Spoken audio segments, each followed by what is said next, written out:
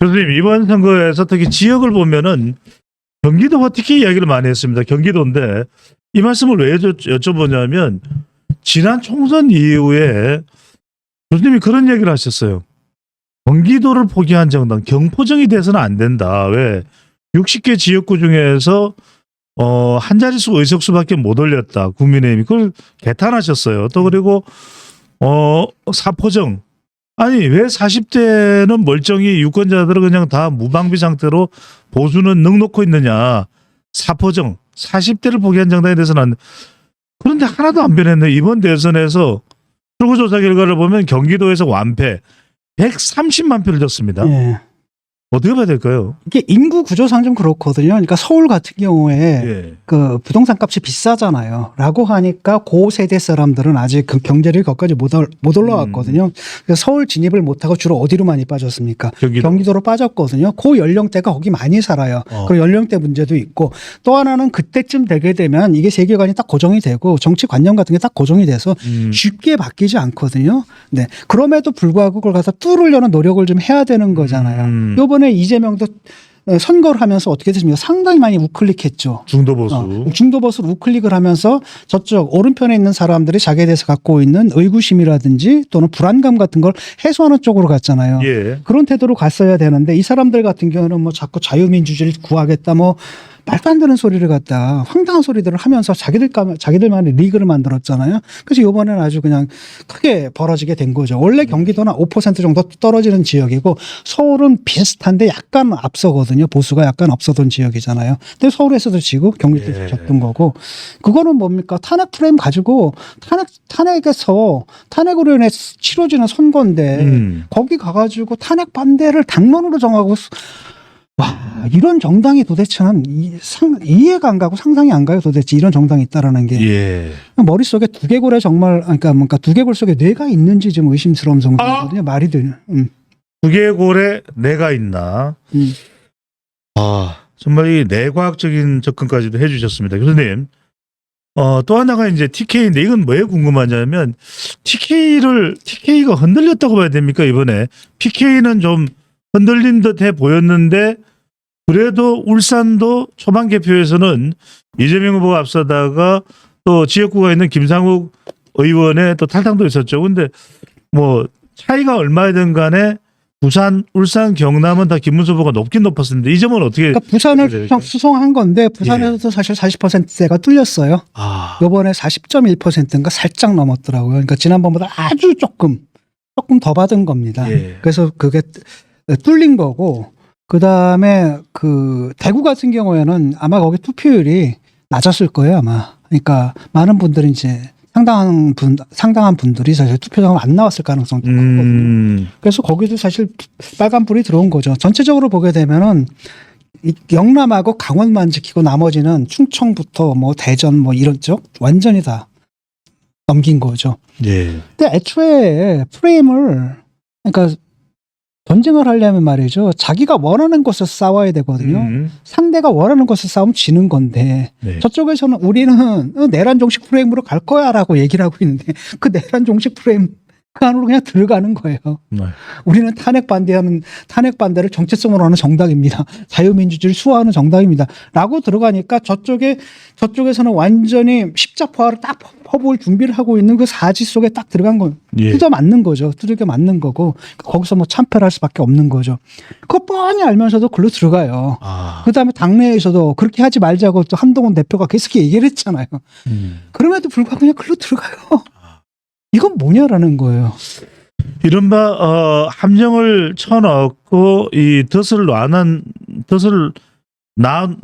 놓은 곳인데 그곳으로 걸어가고 있다는 것이군요. 그렇죠. 그거 왜 그러냐면 이 사람들은 어차피 대선에서 진다라고 지들도 생각한 거예요. 대선에서 지는데 빼앗길 수 없는 것은 우리의 헤게모니다라는 거죠. 여태까지 모든 것들이 바로 친윤 세력들의 헤게모니 때문에 벌어진 일이 아닙니까? 이 사람들이 합법적으로 뽑은 당대표 이준석을 내치고 예. 그다음 김기현 세웠다가 안 되니까 또 내치고 한동훈을 갖다 데리고 왔다가 한동훈도 마음에 안 드니까 또 내치고 그러다가 요번에 김문수 뽑으니까 막 그것도 마음에 안 들어서 내치려다가 또 못하고 이 모든 것을 한 게 바로 그 사람들이란 말이죠. 그러니까 그 사람들은 자기들의 헤게모니를 지켜줄 누군가가 필요한 겁니다. 예. 그래서 그렇게 선거를 치르다 보니까 자기들을 위한 선거를 치르다 보니까 당연히 당에서 이번 선거를 갖다 이기든 말든 그건 전혀 중요한 게 아니라는 거죠. 아하. 이기든 말든 전혀 중요한 건 아니다. 자, 그런데 선거 막판에 설란영 여사를 김은수 후보의 배우자입니다. 직격했던 유시민 작가 맞나요? 네. 네. 이재명 이 대통령 득표율에 이 결과를 보고서 쉽지 않겠다. 탄식을 했습니다. 이건 뭡니까? 그래도 상당히 자신만만해했고 설란영 여사에 대해서 제정신이 아니다라고까지 직격을 했던 유시민 작가가 한 발 물러선 거라고 봐야 될까요? 절반인데 하나의 절반은 뭐냐면은 원래 유시민 작가가 뭐라고 했습니까? 55% 얻을 거다. 아까 얘기했잖아요. 이제 예. 그게 깨진 거죠. 그러니까 그 자기도 좀 민망한 것 같아요. 라고 하니까 그걸 슬쩍 뭐랄까 물타기 하면서 예. 유감을 통해 가지고 그걸 슬쩍 피하는 식으로 한 얘기라고 봅니다. 그 예언이 이제 빗나갔거든요. 라고 예. 하니까 걱정스럽네. 라고 하면서 짐짓 걱정스러워 하는 듯. 근데 별로 걱정하는 것 같지는 않아요. 또 다른 한편으로는 뭐냐면 약간 엄살 떠는 거잖아요. 왜냐. 지금 국민들이 이제 걱정하는 게 뭐냐면, 입법부 190석. 거기다 뭡니까? 이제 행정부 가졌어. 이제 사법부 개혁까지 한다고 하네. 예. 삼권 분립이라는 게 무너지는 거 아니야? 막 이런 부분. 근데 여기에 대해서 아니다. 아직도 저쪽에는 우리 견제 세력이 굳건하게 남아있다. 예. 라고 하면서 사실은 그 안심시키려는 그런 의도도 좀 있는 거고. 네. 사실은 국힘은 40%를 넘기긴 했지만은 저거 제대로 된 야당의 역할을 할 수 있을까요? 저런 상태인데. 그러니까 내가 볼 때는 이건 약간 엄살 같아요. 알겠습니다. 이제 이재명 대통령 바로 임기 시작했습니다. 오늘 아주 일정이 숨가쁘게 돌아갔었는데 추가적으로 하실 내용 이런 순서가 있잖아요. 네네. 확인된 이 반명 이 결집세는 분명히 확인했습니다. 왜냐하면은 이 김문수 후보의 득표 또 이준석 후보까지 득표를 하고 50%를 못 넘은 걸 보면 그래서 지난번에 교수님이 그런 이야기를 하셨어요. 탄핵 찬성하는 후보가 국민의힘의 보수 후보가 됐다면 탄핵 가능성이 있지 않았을까? 그 점도 우리가 이번 결과를 보면 그렇다고 봐야 될까요? 사실은 한동훈 대표가 후보가 됐어도 쉽지 않은 싸움이거든요. 왜냐 이 판 자체가 탄핵 선거란 말이죠. 프레임 자체는 수많은 유권자들의 의식 속에 저 정당이 지금 계엄을 해가지고 말이야. 저 정당에서 배출한 대통령이 계엄을 해가지고 국민들을 놀라게 했던 그 정당이란 말이죠. 그래서 그 대통령이 탄핵이 돼가지고 지금 치르는 선거야. 이건 기본적으로 인식 속에 들어가 있는 겁니다. 무도네요. 네. 밑에 깔려 있는 거예요. 디폴트 값으로. 그 선에서 하는 선거기 때문에 한동훈 대표가 나갔다 하더라도 결코 쉬운 선거는 아니었다라는 겁니다. 다만 믿을 수 있는 구석은 바로 뭐냐면 이재명이라는 거예요. 저쪽 후보가 다행히. 만약에 이번에 저쪽 후보가 이재명이 아니라 다른 사람이었으면 표차가 엄청나게 났을 거라는 겁니다. 그러니까 한번 해볼 만했죠. 그다음에 한동훈이었으면 뭐가 있냐면 저쪽에서 그 내란 심판. 내란 정식이나 프레임 먹히질 않는 거예요. 내란 정식이 누가 했습니까? 내가 했잖아. 내가 계엄해제 의결했잖아. 그래서 나가자마자 뭐 했느냐. 군들을 향해 가지고 너희들 만약에 대통령 명령에 따르면 그때부터 위법이다 라고 얘기를 했고 그다음 탄핵할 때 누구 했느냐 우리가 가담하지 않았으면 사실 탄핵이 이루어질 수가 없었거든요. 그렇죠. 그래 그게 내가 한 거야. 그다음에 내가 누구냐 그 대통령이 나를 갖다 체포하려고 했던 그 사람이다란 말이죠. 이런 사람이 와서 이 당의 후보가 됐다. 이 당의 후보로 선출됐다고 하면 그 당에 이제 거듭났다는 신호가 되는 거 아니에요. 예. 그럼 내란 정식이라는 걸 갖다가 프레임을 씌울 수가 없어요. 그걸 딱 씌우려고 하면은 그때 한동훈 대표가 뭐라고 하겠습니까? 후보가 저쪽을 향해 가지고 그러는 이 대표님 그때 어디 계셨어요? 나는 제 위험을 무릅쓰고 국회로 들어갔는데 그 대표님은 어디 계셨습니까? 후보님은? 그럼 숲에 숨어 있었다고 얘기할 거 아닙니까?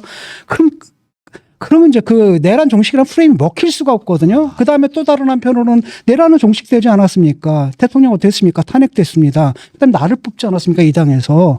남은 건 뭐냐면 그 사태를 그렇게 몰아간 데는 당신 책임도 있지 않습니까? 라고 하면서 공격을 했으면 확 달라졌던 거죠. 예. 그렇다면 이쪽에서 뭡니까? 보수 쪽에서 보수와 중도층에서 상당히 투표할 의욕들이 올라갔을 거라는 거예요. 사기도 올라가고 저쪽 상대적으로 떨어질 수밖에 없겠죠. 예. 라고 한다면 해볼 수가 있었던 거고 또 한편으로는 누가 있느냐면 이준석도 그렇게 많은 표를 가져갈 수가 없는 거야. 그렇잖아요. 가면 갈수록 원래는 갈라질 수밖에 없거든요. 그 제3후보는 예. 점점 갈라져서 5% 미만으로 내려가는 순간 이제 단일화를 할 수밖에 없는 거예요.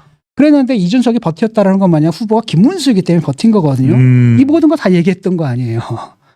그래서 라고 했다면 한번 해볼 만한 승부였다. 여기까지 내가 말씀드릴 수 있습니다. 예. 결코 쉽지 않은 선거겠지만 그럼에도 불구하고 한동훈이었다라고 한다면 그 사실은 그게 바로 우리가 원하는 것에 싸우는 방식이 그거라는 거잖아요. 근데 저쪽이 원하는 그쪽으로 들어가서 싸우겠다라고 하니까 황당해진 거죠. 교수님 그래서 뭐 결과는 이제 최종적인 후보로 또 선택받지 못했는데 여하튼 이번 대선에서 최종 완주를 한 건 또 이제 단일화를 거절하고 이준석입니다. 이준석 후보에 대한 여러 평가가 가능하지 않을까요? 두 자릿수를 올리진 못했다. 또 TV 토론에서도 여성 신체 표현 같은 경우에는 오히려 부메랑이 돼서 돌아갔다. 과연 앞으로의 이 이준석 후보의 정치 운명 어떻게 평가를 하시는지? 10%를 못 넘었잖아요. 그러니까 네. 차세대 차기 주자로서의 입지를 획득하는데 실패했다라고 저는 봅니다. 근데 이제 약간 애매모호한 거예요. 그래도 5%는 넘었거든요. 10% 가깝게 받았지 않습니까? 그래서 전혀 성과가 없다고는 할 수는 없지만 그래도 10%를 넘어가지고 선거비 반액이라도 보전을 받고 두 자릿수 지지를 얻었다. 예. 완주해서라고 한다면은 차세대 주자로서 보수의 차세대 주자로서 입지를 갖다 확실히 굳혔을 건데 그러지 못했다라는 겁니다.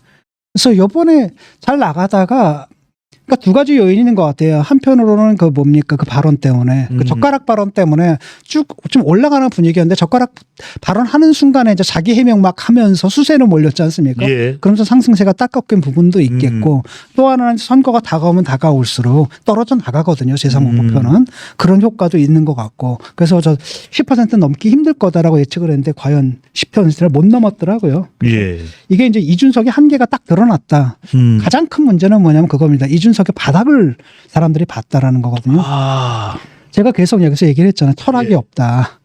철학이 없다라. 그랬더니 이제 나보고 맨날 그랬잖아요. 골방 철학자다. 골방 철학자다. 그러니까 사람이 조언을 해주면 받아들여야 되는데 예. 그게 아니라 골방 철학자다. 그러니까 철학이라는 건 그런 거거든요. 어떤 일을 해도 되느냐 안 돼도 하면 안 되느냐에 대한 윤리적 판단 능력 있잖아요. 예. 이런 것이란 말이죠. 그게 철학이거든요. 근데 그게 없고 순수하게 공학적으로만 생각한 거예요. 내가 딱 이러면은 일단은 자극적인 발언을 하게 되면 일단 사람들은 나를 욕하겠지만 이게 얘 말이 아니라 인용한 거네? 라고 원본을 찾아보고 누굴 공격한 이재명에 대한 화살로 돌아갈 거다라고 계산을 한 거고 예. 그다음 이걸 가지고 또 권영국을 딱 치게 되면 이 좌파의 위선을 깔 수도 있다. 그러니까 일사쌍피다. 뭐 이런 식의 공학적 계산만 한 거거든요. 예. 그러다 사람들이 딱 봤는데 제가 저런 애구나. 저런 기초적 판단도 안 되는구나. 저기 펑크가 나 있구나라는 것도 봤다는 거죠. 그래서 2030에서 이제 남성들의 지지를 결집하는 그 효과는 있겠지만 대통령 후보가 되려면 뭐 합니까? 전 연령, 전 계층, 전 성별을 포괄하는 그런 보편적 소구력을 가져야 되는데 딱 갈라쳐가지고 20대 남성 딱 이거 가지고는 보편성을 가질 수가 없거든요. 예. 군소 후보일 때는 그것도 굉장히 큰 표가 돼요. 이번에도 보니까 엄청나게 얻었잖아요. 군소 후보일 때는. 그런데 그걸로 보수 진영 전체를 대표할 수 있는 어떤 보편적 후보가 될 수 있느냐? 그건 아니다라는 게 이번에 확 드러난 겁니다. 이준석의 한계가 딱 드러난 거. 그게 득표율에서는 나름대로 성과를 좀 보였지만 그 양적인 면에서는 정량적인 면에서는 성과를 좀 보였지만 정성적인 면에서 즉 질적인 면에서는 상당히 큰 손실을 입은 거다. 쉽게 말하면은 차세대 주자로서의 이미지 예, 굉장히 큰 손상을 입었다. 바로 그 부분입니다. 요즘 궁금한 건 이준석 후보가 지금은 이제 개혁신당의 대선 후보였지만 다시 이 보수 본류인 국민의힘으로 돌아와서 그런 핵심적 역할을 할 수 있는 미래가 될까요? 아니면 이번에 보여준 모습을 보면 그렇게 어려울 것이다 이렇게 봐야 될까요? 당분간은 어려울 겁니다. 일단은 보수 중에서는 배신자를 보잖아요. 또다시 배신자를 볼 거고 그다음에 그 과정에서 이제 이준석 후보가 또 좋은 모습을 보여주지 못했거든요. 그러니까 제대로 완주를 하고 정말로 정통적인 방식으로 싸워서 두 예. 자릿수를 딱 얻고라고 한 다음에 이제 금이 환영하듯이 들어갈 수가 있었는데 지금 상당히 들어가기도 좀 애매모호한 상황입니다. 그러니까 국힘에서 해야 할 일은 뭐냐면은 뭐 여러 가지가 있겠지만 예. 일단은 자기 자신을 추스리는 거, 쉽게 말하면 자기 혁신을, 뼈 아픈 자기 혁신을 해야 되고 완전히 거듭나는 그 작업이 끝난 다음에 뭘 해야 되냐면 여기에 신경을 써야 됩니다. 딴 건 몰랐는데 2030이 왜 이준석을 찍었는가. 단지 뭐 젠더 문제 이것 때문에 찍은 건 아니라는 거거든요. 거긴 바로 뭐냐면 2030 세대의 남성들이 갖고 있는 어떤 불만들 또는 그런 게 깔려 있어요. 예. 그들의 어떤 알 수 없는 정치적 욕망이 깔려 있거든요. 그걸 이준석이 대변하는 겁니다. 그 부분을 어떻게 갖고 올 것인가. 즉 이준석처럼 젠더 갈라치기 하는 방식이 아니라 다른 방식으로 어떻게 갖고 올 것인가. 예. 그걸 고민해야 할 과제가 있는 거죠. 예.